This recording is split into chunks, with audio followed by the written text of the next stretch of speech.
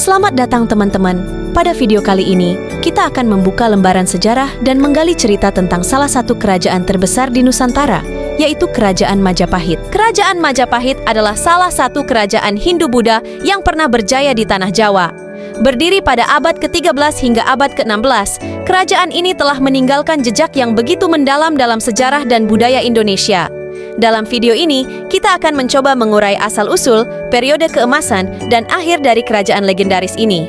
Jangan lupa untuk menekan tombol like, berlangganan, dan membagikan video ini kepada teman-teman Anda agar kita semua bisa mengenal lebih dalam tentang warisan sejarah bangsa. Tanpa berlama-lama lagi, mari kita mulai petualangan mengagumkan ini untuk menelusuri jejak-jejak Kerajaan Majapahit yang mengesankan. Kerajaan Majapahit didirikan oleh Raden Wijaya pada tahun 1293 Masehi. Awalnya, Raden Wijaya merupakan seorang anggota kerajaan Singhasari, namun setelah kerajaan tersebut jatuh ke tangan Mongol, ia berhasil mempertahankan diri dan menyatukan kembali wilayah-wilayah lokal. Setelah mengalahkan Mongol di Perang Bubat, Raden Wijaya mendirikan Majapahit dan membangun pusat pemerintahan di Trowulan. Kerajaan Majapahit memiliki struktur politik yang tersentralisasi dengan raja sebagai pemimpin tertinggi. Di bawah raja, terdapat pejabat-pejabat tinggi seperti patih dan senopati yang membantu menjalankan pemerintahan. Terdapat pula sistem feodal, di mana para adipati dan bupati mengelola wilayah-wilayah di bawah kendali Majapahit. Lembaga pengawasan yang disebut Gajah juga didirikan untuk mengawasi pemerintahan di tingkat lokal. Masa keemasan Kerajaan Majapahit terjadi pada masa pemerintahan Hayam Wuruk dan Patih Gajah Mada. Mereka berhasil memperluas wilayah kekuasaan melalui perang, perjanjian, dan diplomasi. Gajah Mada menyatakan Sumpah Palapa, di mana ia berjanji menguasai segala penjuru Nusantara. Pada puncak kejayaan, Majapahit menguasai Pulau Jawa, Sumatera, Kalimantan, Sulawesi, Bali, Nusa Tenggara, dan Maluku, serta sebagian semenanjung Malaya dan Filipina. Perdagangan maritim adalah tulang punggung ekonomi Kerajaan Majapahit.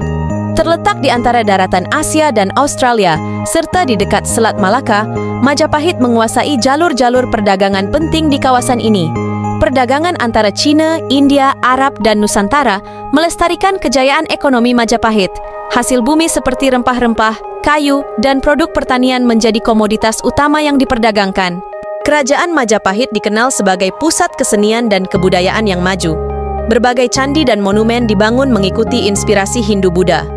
Di bidang kesastraan, karya seperti Nagara Kretagama dan Pararaton menjadi sastra penting yang menggambarkan sejarah dan kehidupan masyarakat Majapahit. Seni pahat dan arsitektur Majapahit menghasilkan banyak karya seni yang indah dan unik. Setelah kematian Raja Hayam Wuruk, terjadi persaingan dan konflik internal di istana kerajaan. Perebutan kekuasaan antara Wikramawardhana, cucu Hayam Wuruk, dengan Bre Wirabhumi, putra Hayam Wuruk, menyebabkan perpecahan di kalangan bangsawan. Selama masa kejayaannya, Kerajaan Majapahit sangat bergantung pada perdagangan dan hasil pertanian. Namun, akibat adanya persaingan dan intrik politik, sektor perekonomian semakin melemah. Hal ini juga disebabkan oleh kemunduran sektor maritim akibat konflik internal. Penyebaran agama Islam yang masuk ke Nusantara melalui jalur perdagangan menyebabkan masyarakat mulai beralih keyakinan. Beberapa wilayah yang sebelumnya merupakan bagian dari Majapahit, seperti Demak dan Cirebon, mulai melepaskan diri dan membentuk kerajaan Islam yang terpisah.